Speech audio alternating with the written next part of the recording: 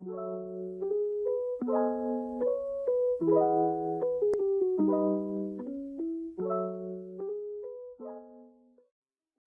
halo. Berjumpa kembali dengan saya, Nisrina Nurul Insani.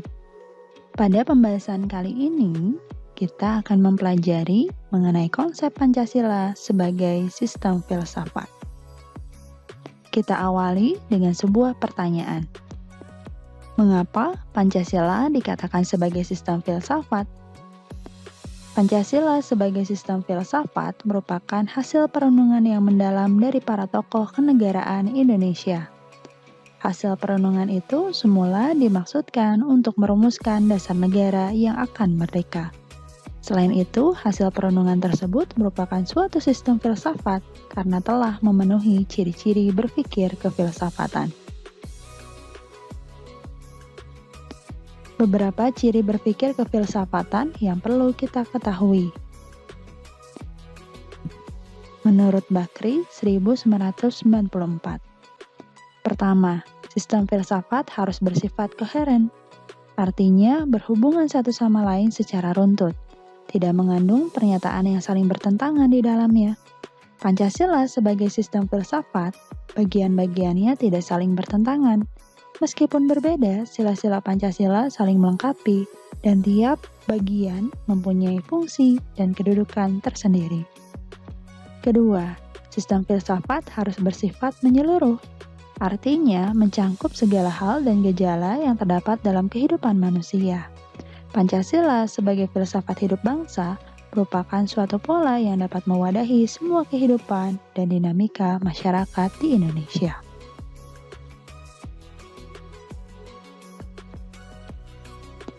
Ketiga, sistem filsafat harus bersifat mendasar. Artinya, suatu bentuk perenungan mendalam yang sampai ke inti mutlak permasalahan, sehingga menemukan aspek yang sangat fundamental. Pancasila sebagai sistem filsafat dirumuskan berdasarkan inti mutlak tata kehidupan manusia dalam menghadapi diri sendiri, sesama manusia, dan Tuhan dalam kehidupan bermasyarakat dan bernegara. Keempat, sistem filsafat bersifat spekulatif. Artinya, buah pikir hasil perenungan sebagai praanggapan yang menjadi titik awal dan menjadi pola dasar berdasarkan penalaran logis serta pangkal tolak pemikiran tentang sesuatu.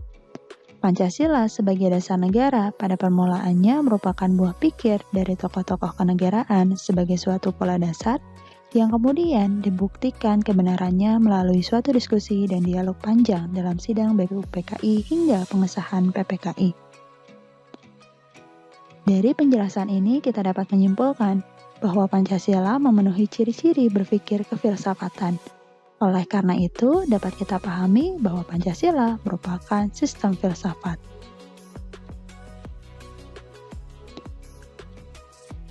Pancasila sebagai sistem filsafat, kita mengenal dua istilah yang syarat dengan nilai-nilai filosofis. Yang pertama adalah filosofis Grundslag. Pancasila sebagai dasar filsafat negara atau filosofis Grundslag, nilai-nilai filosofis yang terkandung dalam sila-sila Pancasila mendasari seluruh peraturan hukum yang berlaku di Indonesia. Artinya, nilai ketuhanan, kemanusiaan, persatuan, kerakyatan, dan keadilan harus mendasari seluruh peraturan perundang-undangan yang berlaku di Indonesia. Contohnya, Undang-Undang Nomor 44 Tahun 2008 tentang pornografi, Pasal 3 Ayat A berbunyi, mewujudkan dan memelihara tatanan kehidupan masyarakat yang beretika, berkepribadian luhur, menjunjung tinggi nilai-nilai ketuhanan yang Maha Esa, serta menghormati harkat dan martabat kemanusiaan. Undang-undang tersebut memuat sila pertama dan sila kedua yang mendasari semangat pelaksanaan untuk menolak segala bentuk pornografi yang tidak sesuai dengan nilai-nilai agama dan martabat kemanusiaan.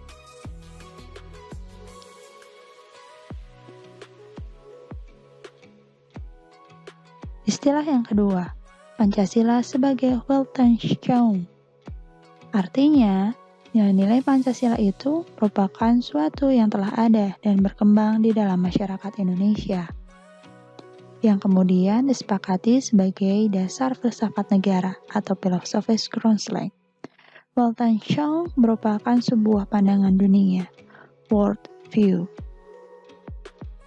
Demikian pembahasan mengenai konsep Pancasila sebagai sistem filsafat.